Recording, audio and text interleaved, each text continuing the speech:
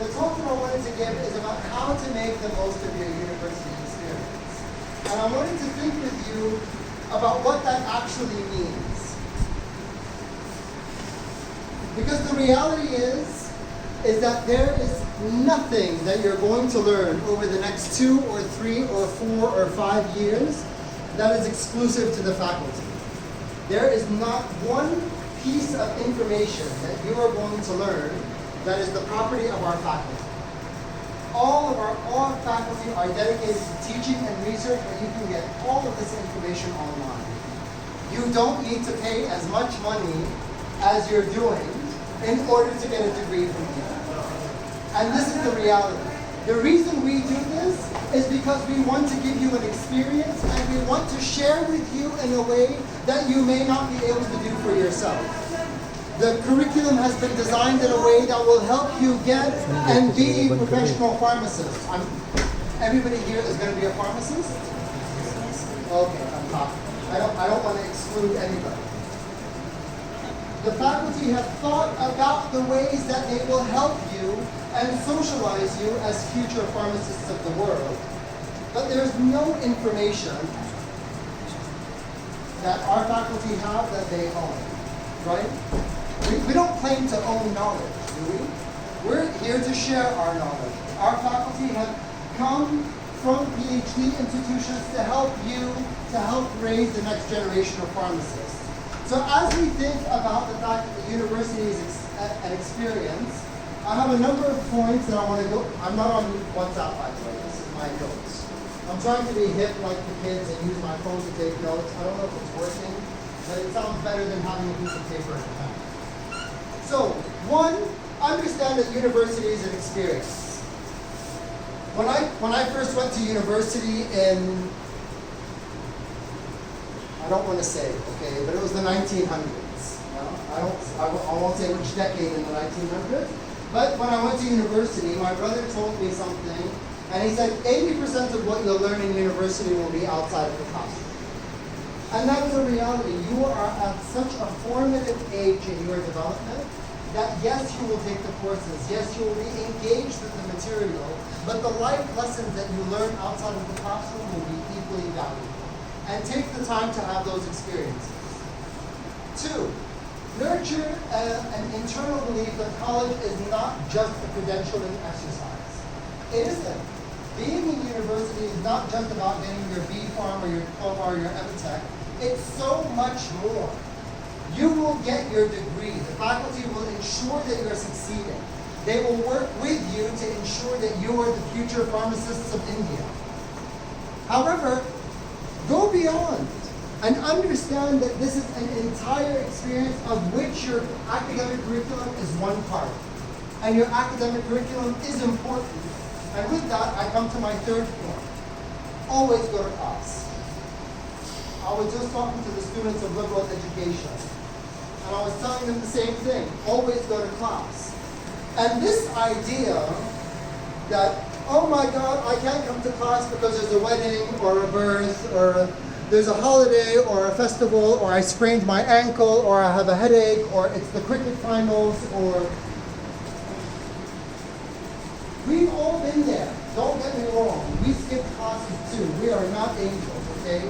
I don't think there's a faculty member here who will tell you that they're an angel and they went to every single class. But the reality is that's why you're here. Go to class and no excuse should keep you out of class. If it's a major excuse, by all means. If there's a major issue, our faculty will understand. Our faculty don't just see you as students, they understand that you are whole people. But go to class and always go to class. And go to class prepared. When you go to class, after class, get to know your professors. Your professors are extremely valuable sources. Learn from them their stories. Learn from them their experiences. Seek out their advice as they socialize you to be professional pharmacists. They're here for a reason. They decided to take the academic route so that they could get in depth in the study of their field and then to share that with you. Get to know your professors. They really are invaluable resources, and when you leave university, keep in touch with your professors. And when you need reference letters, you getting in touch with your professors will serve you well. Plus, you will be able to be socialized. Understand what your entire program looks like. Make a mental map for yourself. I just did this with my students. Understand what courses you will take in the first semester and second, all the way up to the 8th. It's a 4-year course. Understand what your course of study will look like. Understand how your first semester course is related to your 8th semester course. Because then you're not just going through the motions of taking classes and sitting for exams and then taking classes and doing your labs and then doing your practicals. You have an idea of how your course in Introduction to Pharmacology is related to your course in the ethics of pharmacology and the jurisprudence. I looked at the four authors. Understand how these things are related so you know why you're doing what you're doing. This is not just, I'm going to come to class and I'm going to take my classes and I'm going to make sure that I do well in my exams and then I'm going to go home and I'm going to party. Understand how this whole thing is related. Then explore your field. Your faculty are giving you this much of the available knowledge in the discipline of pharmacology. Because the amount of information is this much. And they're giving you this much because this is all they can fit into a 4-year program. They're trying to give you as much knowledge as possible to help you and to make you successful in the field of pharmacy. However, go above and beyond. There is nothing that prevents you from going online and reading journal articles in pharmacy. There is nothing that prevents you from going to the professional organization of pharmacy professionals in India and seeing what their ethical standards are. Understanding what it means to be in the field and to read the latest news in the field. Develop your own professional identity. Your faculty will help you do that. They're going to expect you to dress in a certain way and to talk in a certain way and to understand the connections between everything that you're learning. But your learning doesn't have to stop with what your faculty are doing. Go above and beyond.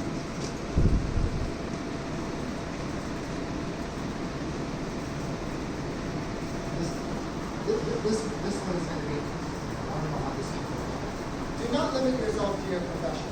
I hope you know that you are so much more than budding pharmacists. You are singers and dancers and painters and writers and poets and taekwondo specialists and cricket masters and people who love Brazil football and people who have political ideologies and religious ideology. You are not the sum total of this B.Pharm degree or M.Tech degree or diploma degree. You are so much more. Develop your identity and understand that is as important. Our faculty have lives outside of teaching. Now, given the amount of work that our faculty do, it's minimal, I know. Our faculty work a lot, and they work very hard. But they also have lives because they nurtured that in themselves. Explore yourself through different subjects. So this is the liberal arts part that I'm required to do, right? If you're interested in a course in sociology, take the course in sociology. There's nothing preventing you from doing that. Understand how people think about medicine from a sociological perspective. It makes you a better pharmacist. Take the course on Indian literature and translation. Understand what great Indian writers have said and thought, and engage with that because this is part of your own identity as a human being. As a citizen of India, understand how the Indian constitution works, or sometimes doesn't work. I'm not saying this just about India. Every country's constitution has flaws, okay? So I'm not making a judgment about India. Take that class. You're all budding pharmacists. Take the class in entrepreneurship in the School of Business. Broaden your horizons. You are not just a pharmacy program. The Pharmacy Council has mandated that you have a certain curriculum. Your exceptional faculty will deliver that curriculum to you and will engage you as future leaders in the field. However, take the time to do your own learning and do the things that you're interested in. Because there's a wealth of courses out there, and do not limit yourself. You should never limit yourself. Take those interesting courses as the Dean of the School of Liberal Arts, I am very passionate that we have the most interesting courses in the university. Welcome to any of the courses that we offer. So make time for things other than studying. There's student council, there's sports clubs, there's dance clubs, there's theater clubs, there's journals, there's magazines. All of these things form part of your university experience.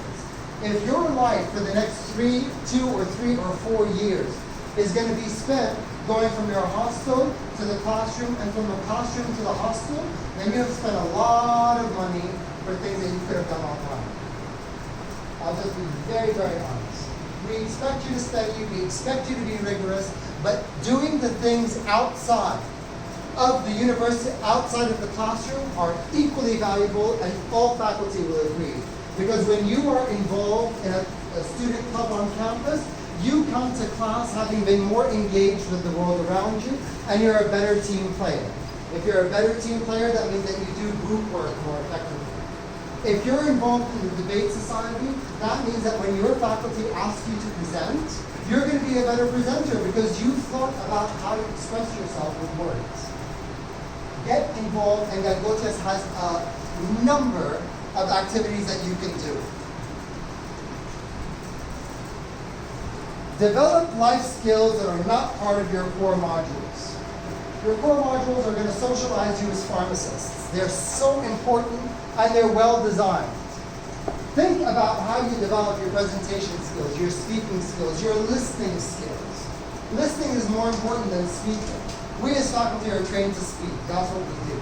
We stand in front of the classroom and you ask us to speak and we never finish because we have a lot to say. However, listening is such an important skill, and it's lost.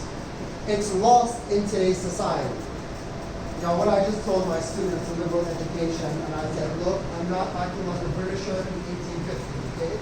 But learn to think and speak and read and write in English. I know. This is problematic. I'm in India.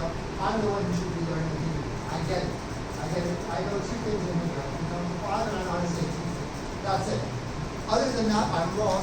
But the reality is that there is research that tells you that if you can think in another language, you're a more effective professional. I'm not saying this just because I don't speak Hindi, but because I can think in English and I can think in Arabic, I'm a more effective professional. I can work in the US, and I can work in the Middle East, and I can work in Europe, and I have. Because I can think in 2 languages. Develop that skill, practice that skill. You already speak and read and think and write in Hindi. That's amazing.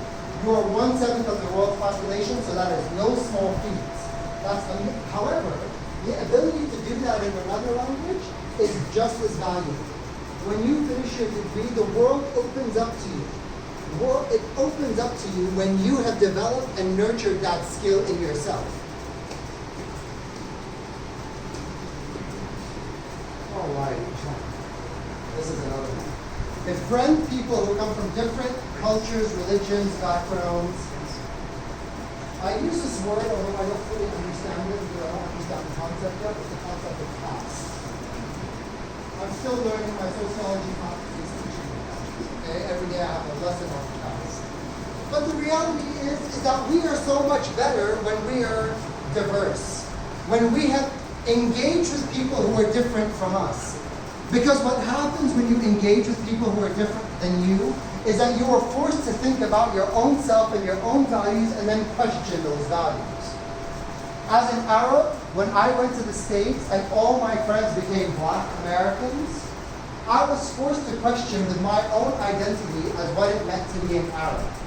When I lived in predominantly Muslim countries as a non-Muslim, I was forced to think what it meant for me to be non-Muslim in a Muslim society. When I am here in India as a Firangi, I really have to question myself, thinking about what it means to be foreigner in a culture where I don't speak the language.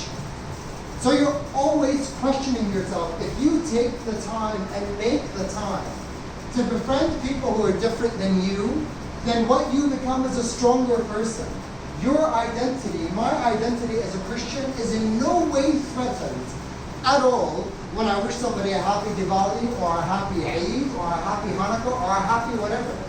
All it makes me is stronger in my own identity because I can wish you genuinely without feeling threatened. My identity is not threatened. In my office, my identity is only threatened when I have 7 people in my office speaking Hindi and I have no idea what's going on. That's the only case where I feel lost. But otherwise, there's no people who are different than you.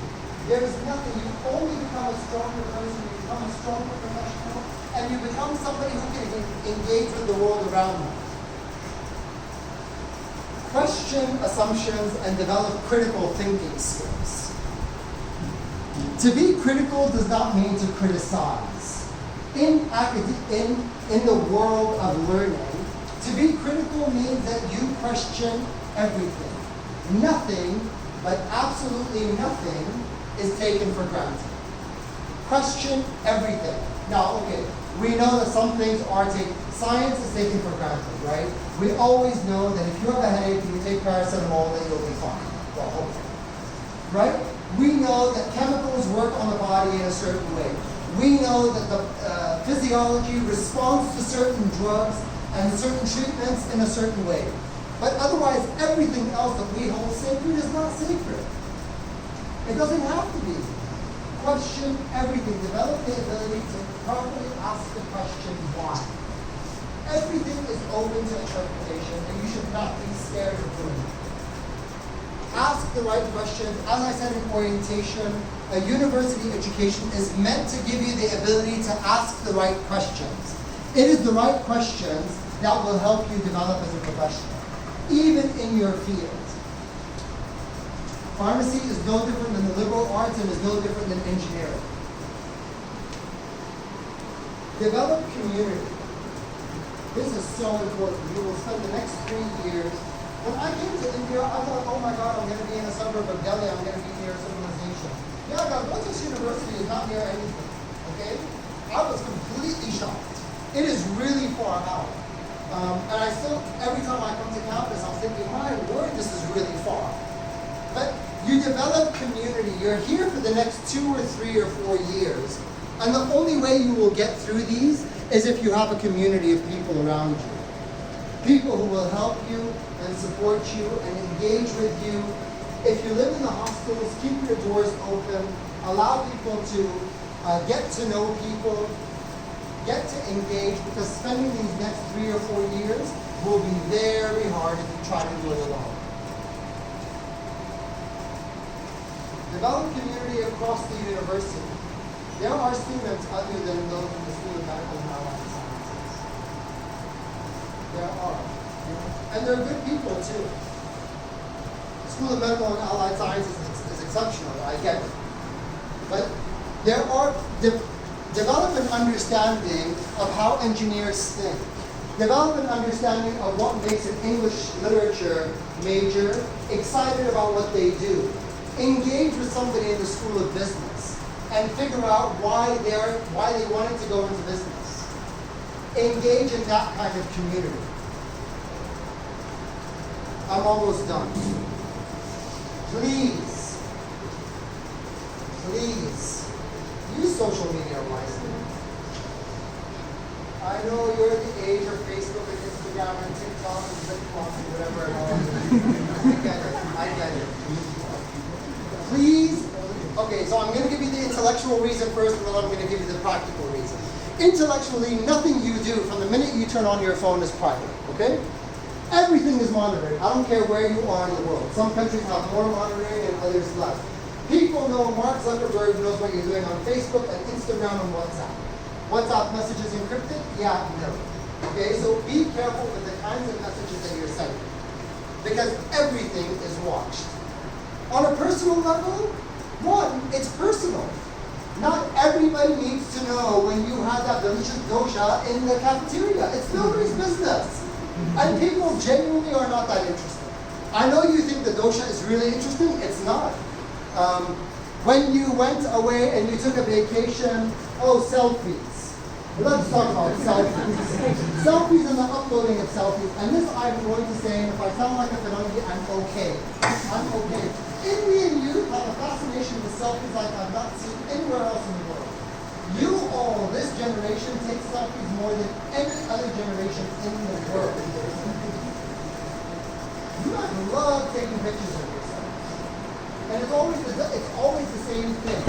First of all, for the boys, it's always fixing your hair first. Okay, not a lot of you. Somebody's fixing his hair, that's awesome. It's the fixing of the hair, and then you take the selfie. When I have to visit the men's room in C block, to get to the sink, I have to go through at least 6 guys who are standing in front of the mirror.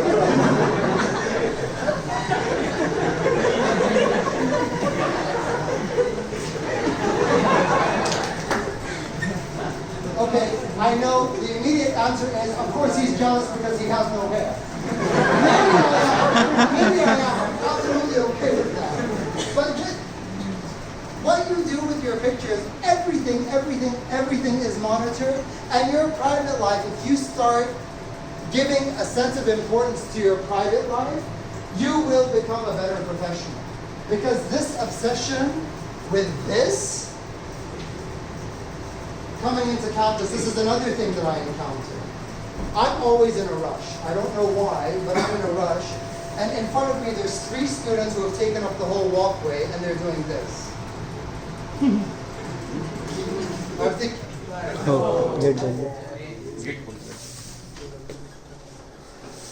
No, I'll wait until the electricity comes on. It is so hot in here. Learn to appreciate no air conditioning sometimes. That's another one.